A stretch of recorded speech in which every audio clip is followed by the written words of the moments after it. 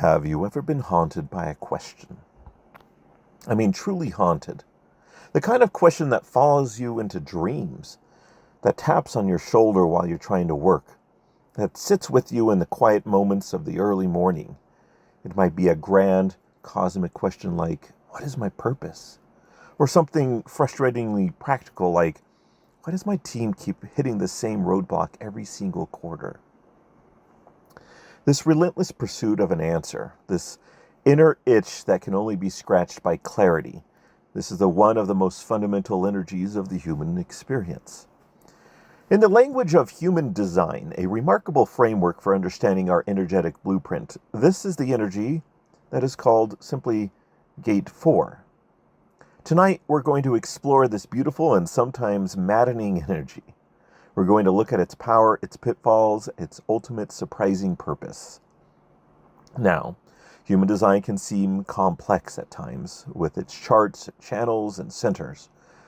But at its heart, it's a language that describes the flow of energy within us. Think of it as a musical score. You don't have to be a master composer to appreciate the music, and you don't have to be a human design guru to understand its core truths. So, let's quickly tune our instruments. We have 9 energy centers in our body, like the rooms in a house, each with a different function. Today, we're focusing on 2 in the head, the very top center. The head center is our antenna. It's constantly downloading questions and doubts and inspiration from the world around us. And just below is what's called the ajna center, or the great processor. It's the mind's workshop, where those raw questions and doubts get hammered and shaped into something we can grasp, a theory, a concept, or an answer. Gate 4, the one we're talking about tonight, lives right there in the ajna. It's the gate of the answer. Its formal name is the Gate of Formulization. I also like to call it the gate of the elegant solution. But the ancient Chinese I Ching, the source of these gates, gave it a rather provocative name, youthful folly. Youthful folly, it sounds a little insulting, doesn't it? But it's brilliant. It captures the essential paradox of this energy. Like an eager, brilliant, and slightly naive student, Gate 4 has this incredible, impressionable urge to solve the puzzle. It sees a question and it hand shoots up. Oh, I know. The answer is... And sometimes the answer is pure genius. Quick, elegant, correct. But sometimes it's a little premature. It's duct tape on a leaky pipe. It's a confident declaration that turns out to be based in incomplete data. That's the folly. The youthful, charming, well-intentioned folly of a mind that is so in love with finding a solution that it can sometimes outrun wisdom. We all have access to this energy, this theme of life, every single one of us, whether it's a consistent, defined part of your design or not. You have a relationship with the need for answers.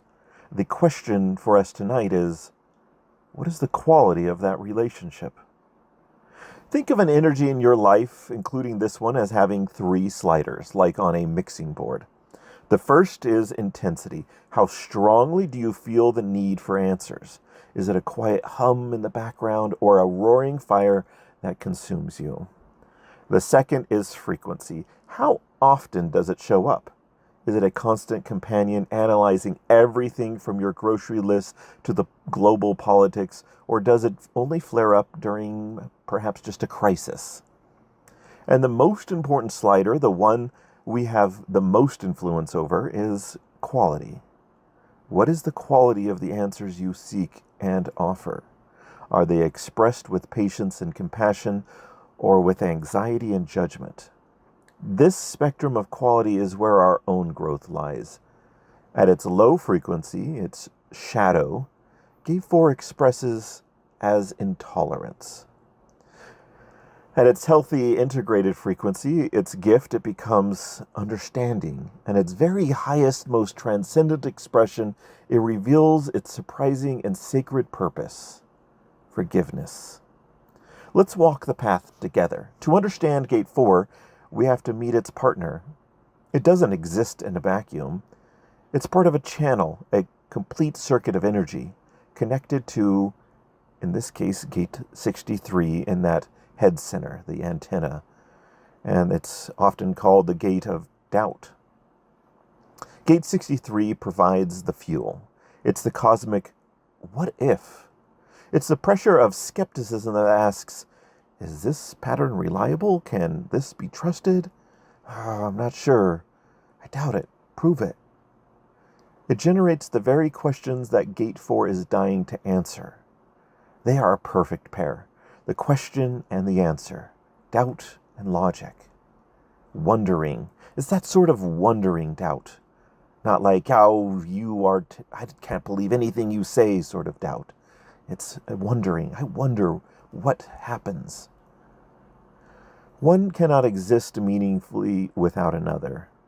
An answer without a question is irrelevant. A doubt without a potential answer leads to cynicism and despair. When this channel is complete in a person's design, there is a constant flowing dialogue between the question and the solution. But it's a projected channel, meaning its wisdom is best received when it is invited by others. This is our first crucial insight into its quality. An uninvited answer, no matter how brilliant, often feels like criticism. How many of us have been on the receiving end of a solution when all we wanted was a listening ear? And how many of us, in a desperate attempt to help, have offered a fix-it plan to a friend who just needed a hug? That's Gate 4 in its youthful folly, its charm misapplied. The beginning of wisdom for Gate 4 is learning the art of timing, of waiting for the pull, of asking, would an idea be helpful right now? Now, let's talk about the world we live in. Our modern culture has put the Gate 4 mind on a pedestal, but it has done so in a very specific, and I would argue, perhaps an unhealthy way. We are drowning in information and obsessed with certainty. We demand instant answers. We Google at the dinner table. We reward the quickest response, the sharpest debater, and the most confident sounding pundit. But we have created a global culture of mental anxiety. This puts pressure on our internal Gate 4. It feels it has to perform, to know, to be right now. The pressure is the breeding ground for the shadow of this energy, intolerance. When the mind is driven by a fear of not knowing, it becomes rigid. It clamps down on one answer, one ideology, one explanation, and it declares it to be the truth. It becomes intolerant of ambiguity, intolerant of another perspective, intolerant of the beautiful, messy complexity of life. You see this everywhere, in the political polarization where each side is armed with their own facts, unwilling to find a silver truth in the other's position. You see it in the corporate world, where a fear of failure leads to rigid processes that stifle innovation. And we see it in ourselves when we become impatient with a loved one who just doesn't get it. Or when we are harsh with ourselves for making a mistake. How could I have been so stupid? That's the voice of intolerance aimed inward. The shadow uses logic as a weapon to create separation. It says, I am right, therefore you are wrong. It builds walls of certainty to protect a fragile ego. But what happens when we shift the quality? What happens when we invite courage and compassion into our mental workshop?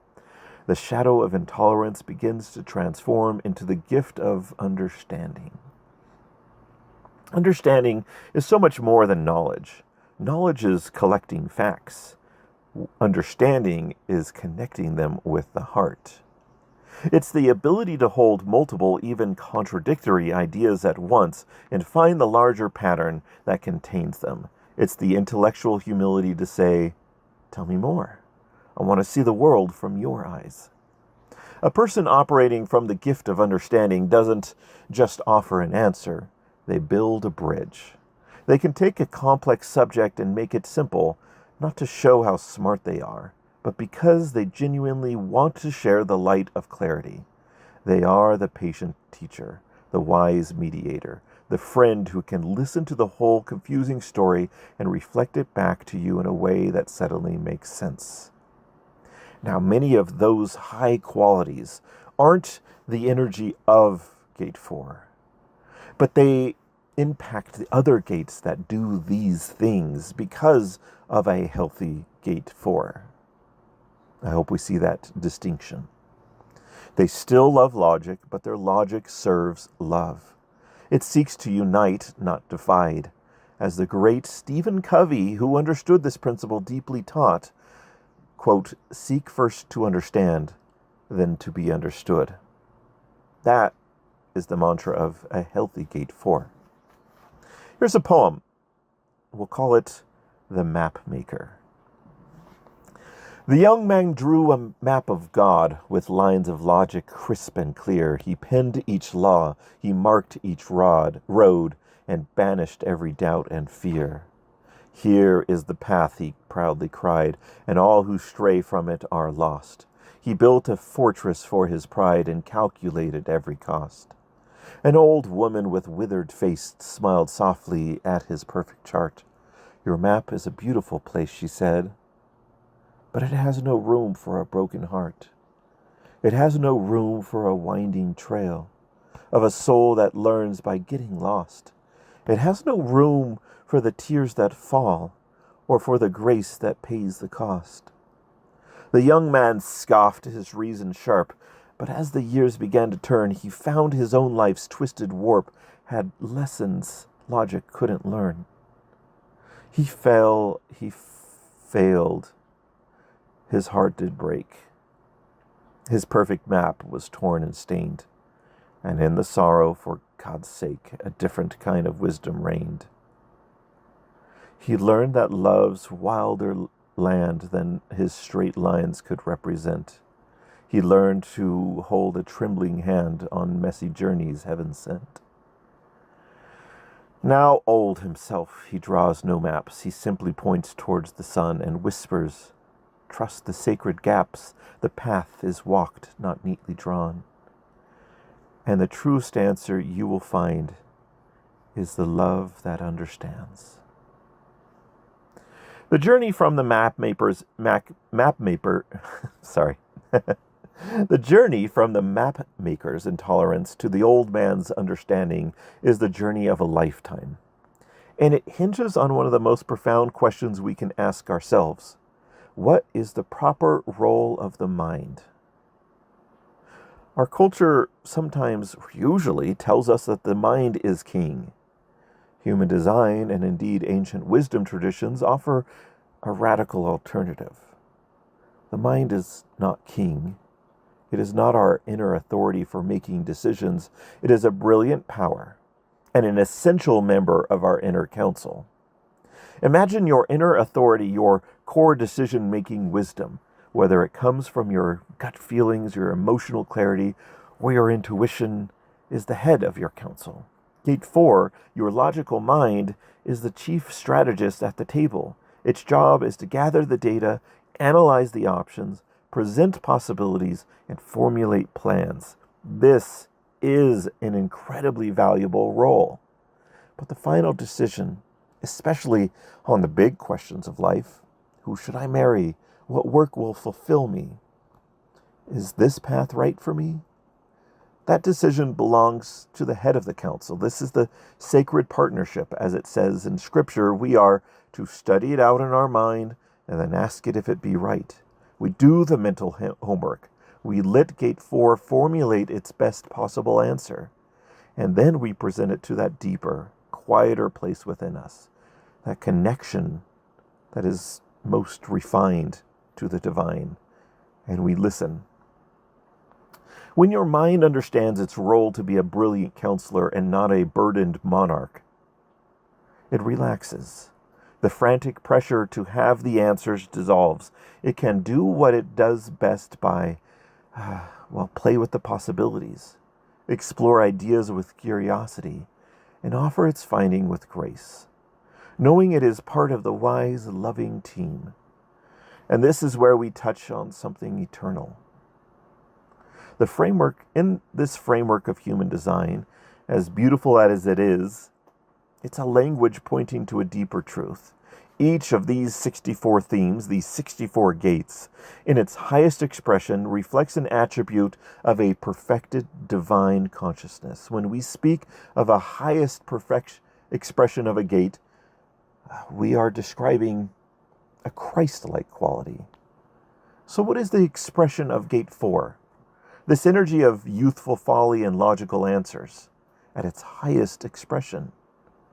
It is, perhaps surprisingly, forgiveness. This seems like a leap, doesn't it? From logic to forgiveness. But think about it. What is forgiveness at its core? It is the ultimate act of understanding. The ultimate act of understanding is forgiveness. It is the ability to see a situation with such profound clarity from such a high perspective that all blame and judgment dissolve. When Jesus, the ultimate archetype of this perfected consciousness, said on the cross, "Father, forgive them, for they know not what they do," that was just a plea for mercy. That was not just a plea for mercy. It was a statement of perfect, crystalline understanding. He saw the ignorance, the fear, and the conditioning that drove the actions of his tormentors. In that perfect understanding, condemnation was impossible. There was only compassion. Forgiveness is the final answer to every question of injustice. It is the logical and loving conclusion of a mind that is merged with the heart of God. It's the ultimate release of the pressure to be right, because it sees that in the grand cosmic scheme, everything is being made right. As Richard Rudd, the creator of the Gene Keys, which is like a companion connected to human design, he says that forgiveness is, quote, a trust beyond all understanding. This doesn't mean we become passive doormats. On the contrary, look at the great figures of history who embodied this. Nelson Mandela used his sharp strategic mind, his Gate 4, to plan the downfall of apartheid. He coupled it with an almost unbelievable capacity for forgiveness, understanding to build a new nation. He had to free both the oppressed and the oppressor from the prison of hatred. His logic served reconciliation. His answer was forgiveness. Martin Luther King Jr. logically and brilliantly deconstructed an argument for segregation, but his movement was powered by the radical, world-changing principle of nonviolent love. His answer was forgiveness. We don't have to lead nations to practice this. We can practice it when a coworker misunderstands our email. Instead of stewing in judgment, well, that's the shadow of intolerance. We can seek understanding. What might be going on for them today that they read it this way? We can practice it with ourselves when we make a mistake. Instead of self-flagellation, we can offer ourselves the grace of understanding. I did the best I could with what I knew then. I know more now. I forgive myself. Every act of understanding, every moment of forgiveness, big or small, raises the quality of our Gate 4. It transforms the anxious student into a wise teacher. It turns the folly into fulfillment. So, how do we cultivate this? How do we move up in the spectrum of quality in our daily lives? First, befriend uncertainty. When a question arises, don't immediately rush to fill the void. Let it breathe. Live with the question for a little while. Take it for a walk. Sometimes the most brilliant answers arise from the quiet spaces, not from the frantic searching. There is much more going on in that mental processing area that can aid the Gate 4's approach. Second, practice empathic listening. The next time someone comes to you with a problem, make it your primary goal to simply understand their world. Ask a question like, how did that make you feel? Or what's the hardest part of this for you? Let them feel seen and heard. Then and only then, if it feels right, you may ask, would you be open to hearing an idea? Third, watch your inner language. Notice when the voice of intolerance arises, that sharp, judgmental tone. When you hear it, don't judge it. Just notice it with a smile like an old, familiar character.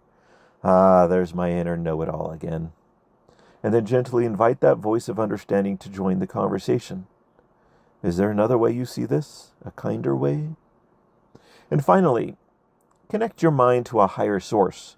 Whatever your spiritual practice, be it prayer, meditation, or time in nature, consciously offer up your question.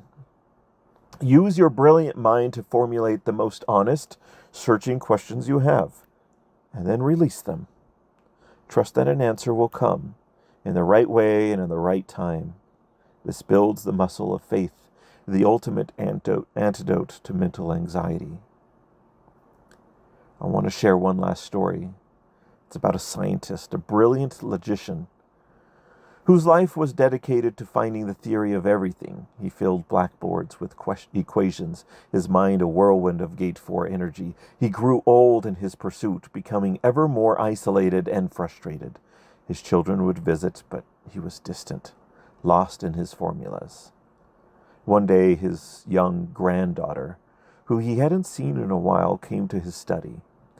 She wasn't intimidated by his towering intellect or his complex charts. She just saw her grandpa. She ran to him, threw her arms around his legs, and looked up with a bright, shining face.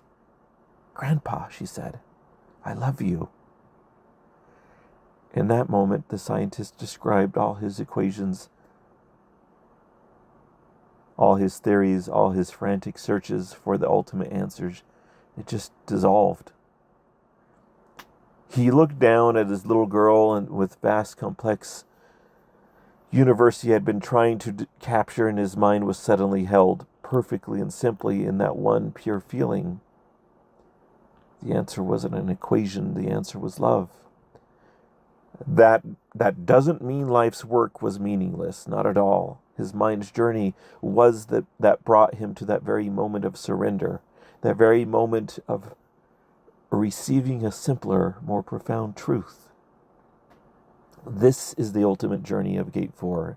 It is this journey of the mind returning home to the heart. It's the realization that while logic can build the house, only love can make it a home. The gift of your logical mind is not a curse. It's a sacred tool. It is the faculty that allows us to build cathedrals, to compose symphonies, to cure disease, and to create systems of justice. But it achieves its true potential only when it's guided by something greater than itself. So I invite you tonight to fall in love with your own mind, fall in love with its curiosity, its brilliance, its desire to make sense of the world, but hold it gently, nurture it.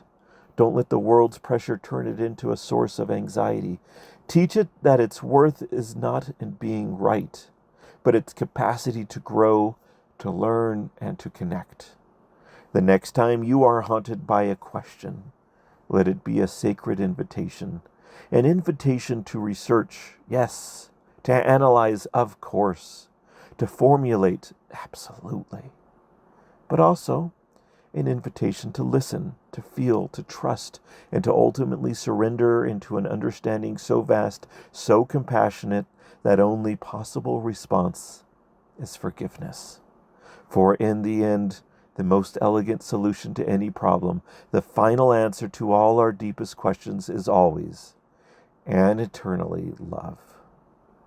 Thank you and good night.